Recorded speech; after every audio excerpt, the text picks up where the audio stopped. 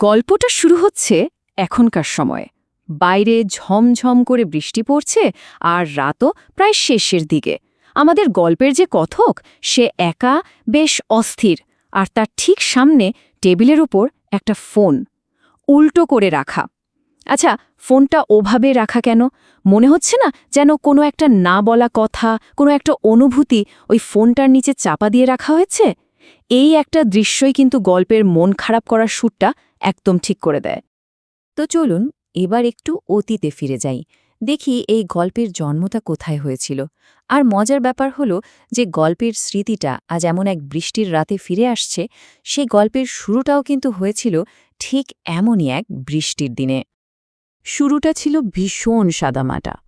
ভাবুন তো, একটা বাসস্টপ, দুটো অচেনা মানুষ অপেক্ষা করছে আর ঝিরঝির করে বৃষ্টি পড়ছে। তাদের মধ্যে আলাপ জমানোর কারণটাও সেই বৃষ্টি। বৃষ্টি হলে বাস দেরি করে, তাই না? এই ছোট্ট সাধারণ একটা প্রশ্ন, আর এটাই ছিল অন্বেষা আর আমাদের কথকের প্রথম কথা। কে জানত এই সামান্য কথা থেকেই একটা গভীর সম্পর্কের শুরু হবে। তাদের দুজনের আনন্দের মুহূর্তগুলো কেমন ছিল জানেন? খুব সাধারণ, কিন্তু ভীষণ আন্তরিক। ওই যে একই বাসস্টপে একসাথে অপেক্ষা করা, রাস্তার পাশে চায়ের দোকানের বেঞ্চে বসে আড্ডা দেওয়া, বা ধরুন ছাদে দাঁড়িয়ে একসাথে বৃষ্টি দেখা। এই ছোট ছোট খুব সাধারণ মুহূর্তগুলোই কিন্তু ওদের সম্পর্কটাকে ধীরে ধীরে গড়ে তুলছিল। ওরা নিজেরাও হয়তো টের পায়নি কখন যে ভালোবাসাটা এসে গেছে। কিন্তু সব গল্প তো আর সরল পথে চলে না, তাই না? এদের গল্পেও একটা বাধা ছিল, আর সেই বাধাটা ছিল সময়। ভালোবাসাটা এসেছিল ঠিকই, কিন্তু এমন একটা ভুল সময়ে যখন দুজনের জীবনের রাস্তা দুটো একদম আলাদা দিকে বাঁক নিচ্ছিল। পরিস্থিতির তফাৎটা বেশ পরিষ্কার। একদিকে অন্বেষা, যে কিনা পড়াশোনার জন্য বিদেশে যাওয়ার প্রস্তুতি নিচ্ছে, সামনে একটা নতুন জীবন। আর অন্যদিকে আমাদের কথক, যার কোনো চাকরি নেই, ভবিষ্যৎ নিয়ে হাজারটা চিন্তা, আত্মবিশ্বাসটাও একদম তলানিতে। মানে দুজনের পৃথিবীটা তখন ছিল একেবারে দুই মেরুর। এই অবস্থায় অন্বেষা একটা বিশাল দোটানায় পড়ে যায়। বিদেশে যাওয়ার সিদ্ধান্তটা তো আর ছোটখাটো ব্যাপার নয়, পুরো জীবনটাই বদলে যাবে। কিন্তু ও কিছুতেই মনস্থির করতে পারছিল না, কারণ এই সিদ্ধান্তের সাথে যে শুধু ওর ভবিষ্যৎ নয়, আরও একজনের অনুভূতিও জড়িয়েছিল। অন্বেষা ওকে বলেছিল, তুমি থাকলে সিদ্ধান্তটা সহজ হতো। এই একটা কথাতেই ওর সবটুকু নির্ভরতা, সবটুকু ভালোবাসা যেন প্রকাশ পেয়েছিল। ও আসলে একটা আশ্বাস চেয়েছিল। কিন্তু আমাদের কথক নিজের অনিশ্চয়তার ভারে এতটাই নিউব্জ ছিল যে ও কিছুই বলতে পারেনি, চুপ করেছিল। আর ওই মুহূর্তের ওই নীরবতাটাই হয়তো ওদের গল্পের মোড়টা ঘুরিয়ে দিয়েছিল।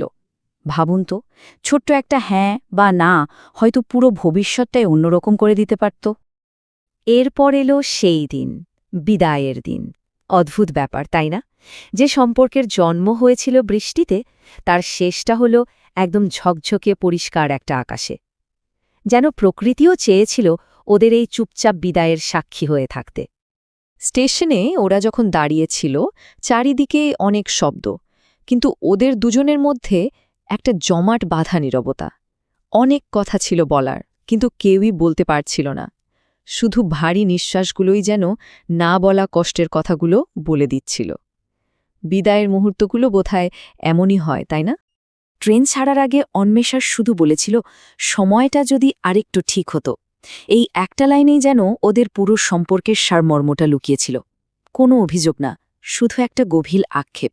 আর তার উত্তরে আমাদের কথক যে বলেছিল, আমরা ঠিক আছি, ওটা ছিল ওর জীবনের বলার সবচেয়ে বড় মিথ্যে। কারণ ওরা মোটেও ঠিক ছিল না, ওরা শুধু একে অপরকে ভালোবেসেছিল। তো চলুন আবার বর্তমানে ফিরে আসি। অনেকগুলো বছর কেটে গেছে এর মধ্যে। আমাদের কথক এখন জীবনে বেশ গুছিয়ে নিয়েছে, প্রতিষ্ঠিত। কিন্তু আজও যখন সোশ্যাল মিডিয়াতে হঠাৎ করে অন্বেষার ছবিটা সামনে চলে আসে, বুকের ভেতরটা কেমন যেন করে ওঠে। একটা পুরনো ব্যথা, ভালো লাগা আর কষ্ট মেশানো একটা অদ্ভুত অনুভূতি। এত বছর পর কথক এখন বুঝতে পারে, শুধু ভালোবাসা থাকলেই আসলে সবকিছু হয় না। ওদের দুজনের লড়াইটা ছিল আলাদা। অন্বেষা লড়ছিল নিজের ভবিষ্যতের জন্য, আর ও লড়ছিল ওর বর্তমানের সাথে। ওরা যদি একসাথে একই লড়াইটা লড়তে পারত, তাহলে হয়তো গল্পটা আজ অন্যরকম হতো।